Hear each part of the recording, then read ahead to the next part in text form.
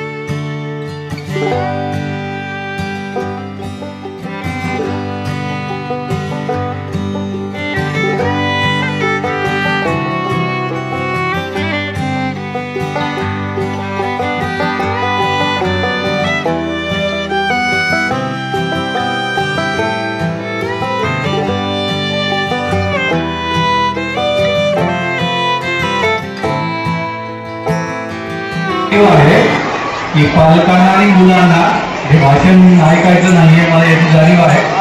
तरी परंतु शुभेच्छा देण्यासाठी या सरस्वती शिक्षण प्रसारक मंडळाचे जी प्राथमिक शाळा आहे या आयोजित आजचं जे वार्षिक स्नेहसंमेलन आहे यासाठी मंचावर उपस्थित तुम्हीही पण महामूल्य काळाचं सर्वांची देणगी व्यक्त करून मंडळी बघत आहेत.